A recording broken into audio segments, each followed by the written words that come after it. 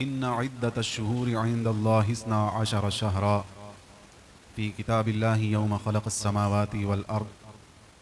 سورہ توبہ آیت نمبر 36 میں اللہ تبارک و تعالیٰ کا ارشاد ہے، فرمایا اللہ کے ہاں جب سے اس نے زمین و آسمان بنائے مہینوں کی گنتی 12 ہے، منہا اربعۃ حرم، فرمایا اس میں سے 4 مہینے حرمت والے ہیں۔ ان 4 مہینوں کو حرمت والا، عزت والا مہینہ کہا گیا ہے۔ ذالک الدین القیم، اللہ فرماتا ہے یہ سیدھا دین ہے۔ فلا تظلموا فیہن انفسکم، فرمایا ان مہینوں میں اپنی جانوں پر ظلم نہ کرو۔ یہ جو حرمت والے 4 مہینے ہیں، ان مہینوں میں اپنی جانوں پر ظلم نہ کرو۔ وقاتلوا المشرکین کافۃ، اور مشرکوں سے حال حال میں لڑو، کافروں سے، مشرکوں سے ہر حال میں لڑو۔ کما یقاتلونکم کافہ، جیسے وہ تم سے ہر وقت لڑتے رہتے ہیں۔ وَاعْلَمُوا أَنَّ اللَّهَ مَعَ الْمُتَّقِينَ، اور جان لو کہ اللہ تعالیٰ متقین کو یہ درجہ عطا فرماتا ہے۔ مع المتقین، فرمایا اللہ پرہیزگاروں کے ساتھ ہے۔ اس آیت کی بہت لمبی چوڑی وضاحت ہے، لیکن میں چونکہ آپ کو ذوالقعدہ کے مہینے کے حوالے سے کچھ بتانے کے لیے بیٹھا ہوں، تو ذوالقعدہ یہ جن 4 مہینوں کا اس آیت میں ذکر ہوا ہے، اس میں سب سے پہلا مہینہ ذوالقعدہ ہے۔ اس میں ذوالقعدہ مہینہ یہ سب سے پہلا، اس کو ذوالقعدۃ الحرام اس لیے کہتے ہیں کہ یہ حرمت والا مہینہ ہے، اور اس کو تاریخی پس منظر کے لحاظ سے بھی بڑی خصوصیات حاصل ہیں۔ یہاں تک کہ زمانہ جاہلیت میں بھی لوگ اس مہینے کا ادب احترام کرتے تھے، اس میں جنگ نہیں کرتے تھے۔ اور قرآن پاک میں اللہ تبارک و تعالیٰ نے جہاں پر حج کے مہینوں کا ذکر کیا ہے، الحج اشہر معلومات، فرمایا کہ حج کے کئی مہینے ہیں جانے ہوئے، تو وہ جو کئی مہینے جانے ہوئے ہیں ان میں سے یہ 3 مہینے ہیں۔ حضرت سیدنا امیر المومنین فاروق اعظم رضی اللہ تعالی عنہ اس آیت مبارکہ کی تفسیر میں فرماتے ہیں کہ حج کے کئی مہینوں سے مراد شوال المکرم، ذوالقعدہ اور ذوالحج ہے۔ یہ سیدنا فاروق اعظم نے اس کی تفسیر بیان فرمائی ہے، اور سیدنا فاروق اعظم کو یہ تفسیر سرکار نے سکھائی ہے۔ اچھا، یہی وہ مہینہ ہے، ایک اور بڑی پیاری خصوصیت اس مہینے کی، یہی وہ مہینہ ہے کہ حضرت سیدنا موسیٰ علیہ السلام نے جب اللہ کی بارگاہ میں تورات شریف کی خواہش کا اظہار کیا تو اللہ پاک نے انہیں 30 روزے رکھنے کا حکم دیا۔ تو وہ جس مہینے کے حضرت موسیٰ نے روزے رکھے وہ ذوالقعدۃ الحرام کا مہینہ ہے، اور آپ نے اس مہینے کے روزے رکھے، اللہ تعالیٰ نے پھر تورات شریف کا نزول فرمایا۔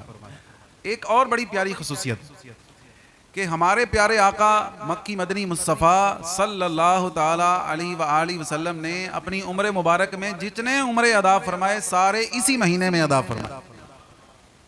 ذوالقعدہ کے مہینے میں حضور نے سارے کے سارے عمرے ادا فرمائے۔ ذوالقعدہ کے مہینے میں حضور نے سارے عمرے کیوں ادا کیے؟ اس کی ایک وجہ امام نووی علیہ رحمہ آپ نے بیان فرمائی۔ آپ فرماتے ہیں کہ نبی پاک نے اس مہینے میں سارے عمرے ادا کیے تاکہ اس مہینے کو فضیلت بھی مل جائے، اور دوسرا جو کفار کا ایک نظریہ تھا اس کا رد بھی ہو جائے کہ وہ یہ سمجھتے تھے کہ اس مہینے میں عمرہ کرنا یہ گناہ ہے۔ تو نبی پاک صلی اللہ علیہ وسلم نے ان کے اس باطل نظریے کو رد کرتے ہوئے ساری عمر سارے عمرے اسی مہینے میں ہی ادا فرمائے۔ اور ذوالقعدہ اس کی ایک خصوصیت یہ بھی ہے کہ یہ ان 5 مہینوں میں شامل ہے جن کا چاند دیکھنا واجب کفایہ ہے۔ واجب کفایہ وہ عمل ہے کہ جس کو اگر اہل علاقہ میں سے چند لوگ بھی ادا کر لیں تو وہ سب کی طرف سے کفایت کر جاتا ہے۔ جیسے نماز جنازہ فرض کفایہ ہے، تو علاقے میں سے چند لوگ بھی اس کو ادا کر لیں تو سب کی طرف سے ہی وہ ادا سمجھا جاتا ہے۔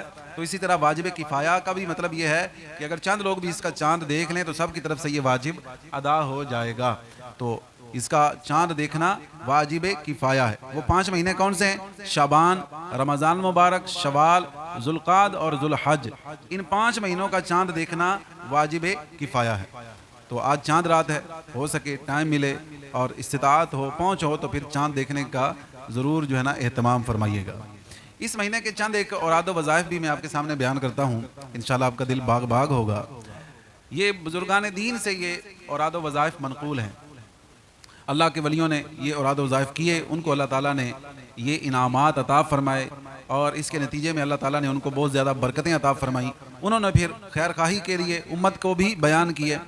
ایک وظیفہ یہ ہے کہ جو کوئی ذوالقعدہ کی پہلی رات ذوالقعدہ کی پہلی رات میں 4 رکعت نفل پڑھے اور اس کی ہر رکعت میں الحمد شریف کے بعد 23 مرتبہ سورہ اخلاص پڑھے تو اللہ تعالیٰ اس کے لیے جنت میں 4000 سرخ یاقوت کے گھر بنائے گا، اور ہر مکان میں جواہر کے تخت ہوں گے اور ہر تخت پر ایک حور بیٹھی ہوگی جس کی پیشانی سورج سے بھی زیادہ روشن ہوگی۔ سبحان اللہ۔ ایک اور وظیفہ، اس مہینے کی 9 تاریخ کو درجات میں ترقی کے لیے 2 رکعت نفل اس طرح پڑھیے کہ سورہ فاتحہ کے بعد سورہ مزمل کی تلاوت کیجئے، سلام کے بعد سورہ یاسین شریف کی تلاوت کیجئے، تو اللہ تبارک و تعالی اس کے بدلے بھی بہت زیادہ فضائل اور برکات اور زندگی کو برکتوں سے مالا مال فرمائے گا۔ ایک اس مہینے کا وظیفہ بہت پیارا ہے کہ ذوالقعدہ کے مہینے میں جو کوئی اس مہینے کے آخر میں، ذوالقعدہ کے آخر میں یعنی کہ جب مہینے کی آخری تاریخ ہو اس وقت، یعنی کہ 29 تاریخ ہو یا 28 تاریخ ہو، جو آخری دن شمار ہوتے ہیں، تو ذوالقعدہ کے آخری دنوں میں اگر کوئی چاشت کے بعد 2 رکعت اس طرح پڑھے کہ ہر رکعت میں سورہ فاتحہ کے بعد سورہ قدر اِنَّا أَنزَلْنَاهُ فِي لَيْلَةِ الْقَدْرِ یہ سورت مکمل 3 بار پڑھے اور سلام کے بعد 11 بار دروشی پڑھے اور 11 بار سورہ فاتحہ پڑھ کر سجدہ کرے اور اللہ کی بارگاہ میں دعا مانگے تو جو مانگے گا اللہ عطا فرمائے گا۔ حج کا شوق تو سب کو ہی ہوتا ہے نا، تو اس کے لیے بھی ایک وظیفہ اس مہینے میں کرنے والا ہے۔ سبحان اللہ۔ فرمایا کہ جو شخص ماہ ذوالقعدہ کی ہر رات میں 2 رکعت نفل اس طرح پڑھے کہ ہر رکعت میں الحمد شریف کے بعد سورہ اخلاص قل هو اللہ احد یہ مکمل سورت 3 مرتبہ پڑھے تو اس کو ہر رات میں ایک شہید اور ایک حج کا ثواب دیا جائے گا۔ جو کوئی اس مہینے میں ہر جمعہ کے دن 4 رکعت نفل پڑھے اور ہر رکعت میں الحمد شریف کے بعد 21 بار سورہ اخلاص پڑھے تو اللہ پاک اس کے واسطے حج اور عمرے کا ثواب لکھتا ہے۔ اس مہینے کی اور بھی بہت ساری خصوصیات ہیں، فضائل ہیں، بہت سارے اولیاء کرام کو اور اسلاف امت کو اس مہینے کے ساتھ جو ہے وہ بڑی نسبت حاصل ہے۔ اسلام میں ذوالقعدہ شریف کے مہینہ کو بہت زیادہ عزت حاصل ہے، اہمیت حاصل ہے، اور سب سے بڑی اہمیت کی بات یہ ہے کہ اللہ نے اس مہینے کا ذکر قرآن میں فرمایا ہے، تو اس لیے ہمیں اس مہینے کو بہت زیادہ عزت اور احترام دینا چاہیے۔ اپنے بچوں کو بھی بتائیں، اپنی نوجوان بیٹے بیٹیوں کو آگاہ کریں کہ یہ حرمت والا مہینہ ہے، اس میں ہرگز ہمیں اپنی جانوں پر ظلم نہیں کرنا چاہیے۔